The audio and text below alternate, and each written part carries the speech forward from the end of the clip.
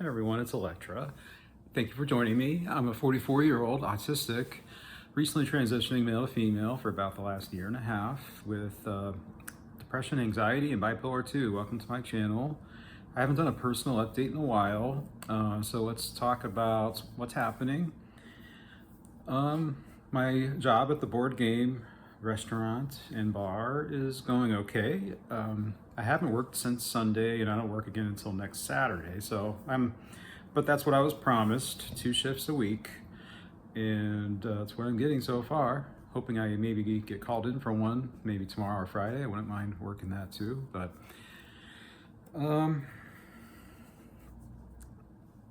I'm not sure. I mean, I think it's going okay. I think my coworkers like me, and I'm getting along with everyone, it seems. I was called quiet though by the general manager of the restaurant who hired me, and it's something that's been happening to me like my whole life. I've never been like the motor mouth that wouldn't shut up, but apparently I'm also so quiet that it's like a noticeable trait after only 3 or 4 shifts. And she's not even like around me all that much because she's the manager of the whole restaurant. She's, I don't know, most people are telling her that. I'm not sure how she deduced that so quickly. And I don't even really feel like I'm that quiet. I feel like I talk quite a bit. This is probably the most talkative I've ever been in a job. And yeah, I just don't get it because I've always been called that, and when I was younger, I've always thought of it as a bad thing, but which my therapist reminded me today, this week, a couple days ago, that it's not necessarily a bad thing, but I feel like it is a bad thing in a work environment, especially in one like where communication is like really a critical part of the job, like working in a restaurant. I communicate to the levels I need to communicate to be a satisfactory worker so far. But when people tell me I'm quiet, and I wasn't really prepared because it was at the end of a long shift and I was pretty drained. So I probably was pretty quiet because it was like a long shift, and it was a Sunday, and I was ready to just like eat something, really. I was just hungry and just trying to decompress. So sitting at the bar, having our, what they call a shifty, which is like a free, every shift you work, you get a free meal, which is a really nice benefit because it's one of the major expenses of like having a job is having to either buy lunch every day or just pack your own lunch so you don't starve. And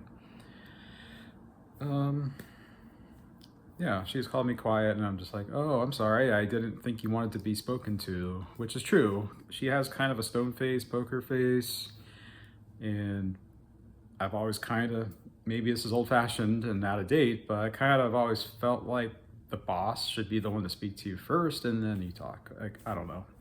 Unless I get the vibe that they're like a young person who's open and they don't care about things like that. But when it's somebody who doesn't talk much either, then I don't talk to them much either. It's just like, I don't know. Like, why am I the one calling? I could call her quiet, but I don't because she's my boss, of course. But anyway, yeah. So it's like this wound that gets scratched every so often because I feel like I've made a lot of progress. I was basically a selective mute, like when I was in school, middle school and high school.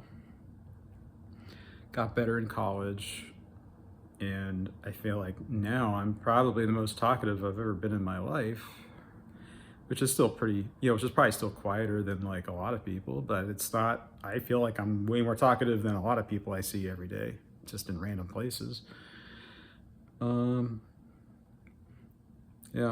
so I'm just gonna start saying hi to her and just make it be known that I guess I don't know, not that it's something I need to change, but I don't know. It's like that. I'm sure we all have something like that where it's just like somebody scratches it. It's like an itch that like it doesn't. It's gone. It's like you don't know it's there until it gets scratched, and then it's just like it itches. You gotta scratch it over and over. And anyway, other than that, it's been just like a weird week.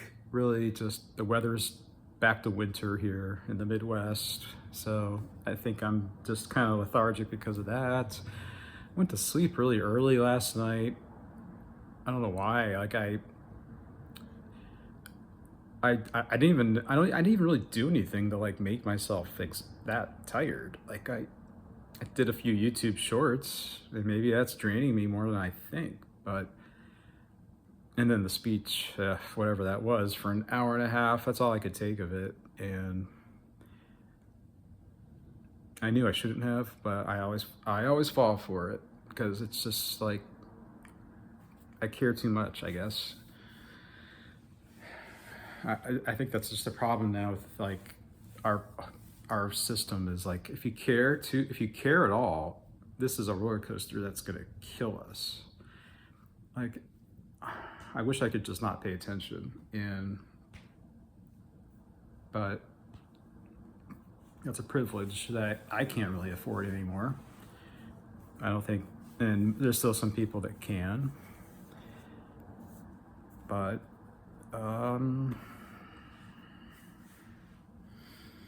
when you follow, like, okay, the tariffs, this is twice now that they were supposed to start, and then they got canceled at like the last second. And it's like, how are we supposed to live like this? This is the very definition of tyranny.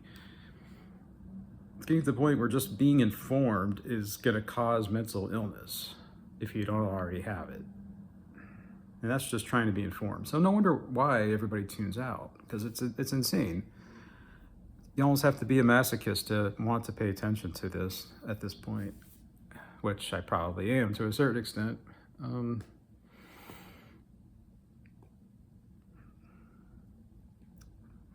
Yeah, so yeah, I got a lot of theories forming. I've spoken about them on my shorts, so I invite you to check those out.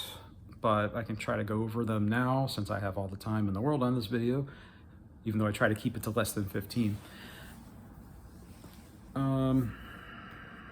I don't know where to start. Basically, we have a budding fascist monarchy slash empire forming, and Trump is really, I think, becoming like this combination of Julius Caesar and Napoleon Bonaparte. And everyone fixates on Adolf Hitler and him being a Nazi or a fascist, which is fine, you know, that's fine too. That's a apt description of a lot of the things they're doing. But he's also just trying to like create this modern American Roman Empire. And this is why I think he's like just harassing Canada and Mexico, because if Julius Caesar was in North America, this is exactly what he would be doing. He would go conquer Canada, and then he would go down and conquer Mexico, and then possibly even go down to South America. Like, I don't doubt that this is what Trump and his possible successors have in store for us over the next 5-10 years. But I think most of us can agree, unless you're like my parents who are just so disconnected from reality that they think things are still okay.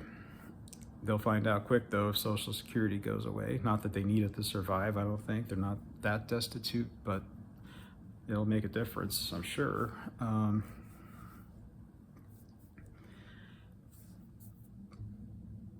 But yeah, how are we supposed to live like this for 30 or 40 years? That's what I keep asking myself. I don't know if I'll make it that long just because of my disabilities, of autism, and all my other mental illnesses that I have managed with medication, and I can mostly function except for getting to work on time. That's always my thing. And but yeah, basically, I don't know.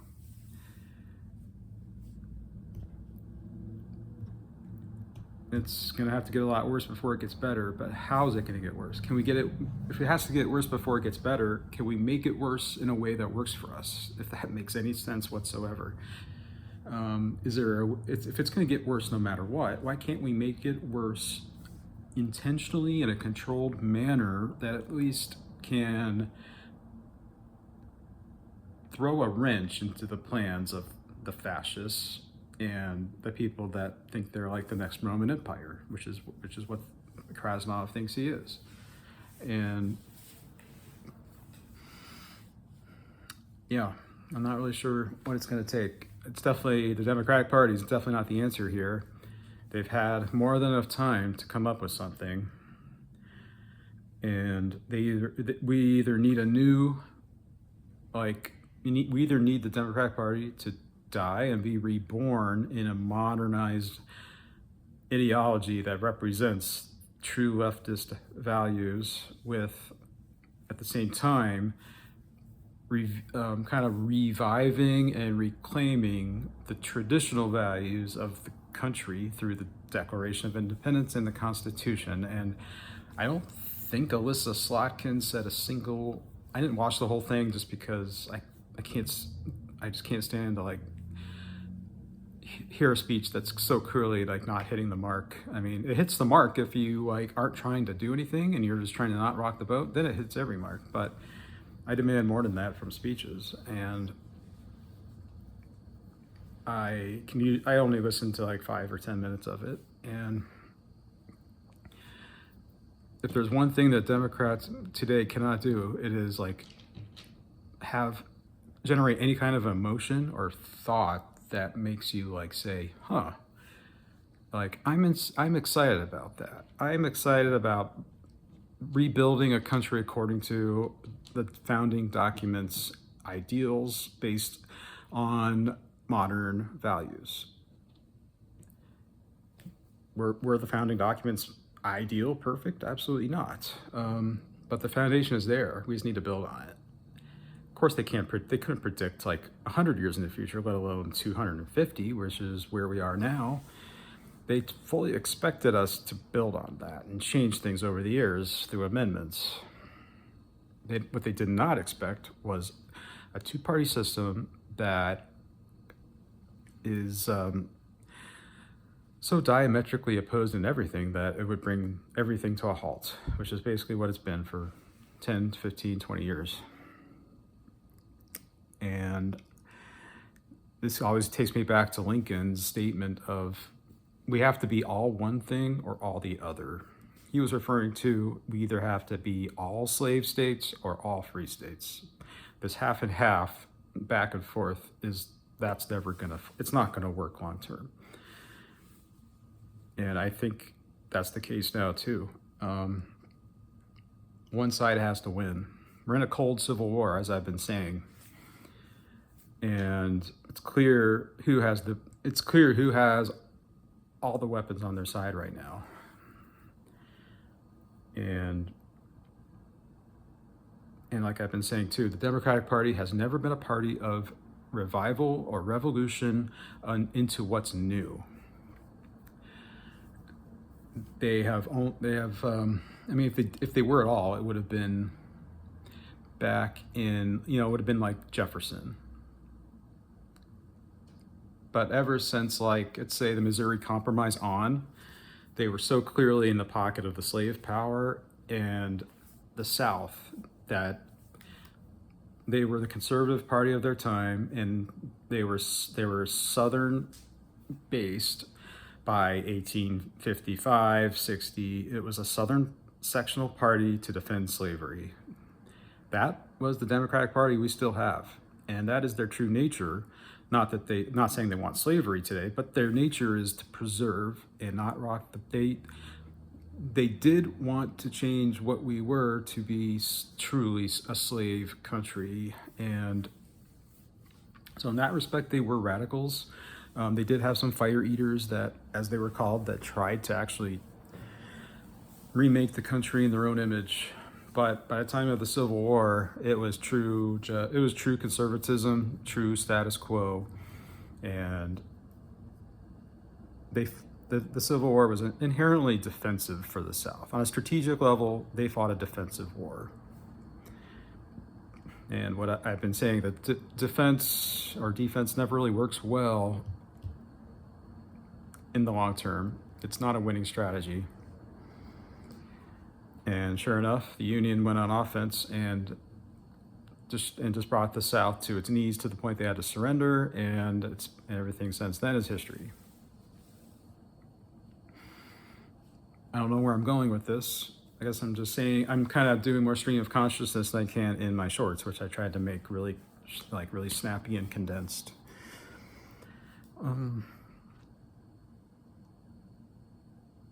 But nobody knows any of this history. I get into the, and that's something else I think the Democrats need to somehow do, is they need to bring they need to talk about their past. They need to talk about what we could be and what we should inspire to be. Like, we need a party that aspires to the ideals of Dr. Martin Luther King Jr. We need a party that aspires to the ideals of Franklin Delano Roosevelt's four freedoms. We need a party that aspires to the ideals of Woodrow Wilson's 14 points. We need a party that's able to put up a unified front against oppression like the radical Republicans did in 1856 and 1860, and, well, somewhat after that, but at a reduced rate due to, various political actors. We need a political party that's able to fight on the side of liberal leftist ideals while also cloaking themselves in this, I don't know, I don't even want to say conservative because it's such a loaded word, but let's just say like tranquility and, well, everything that the Declaration of Independence says, right? Happiness, tranquility. That's really what we, it's the opposite of what we have now, right? Like, we definitely lost that.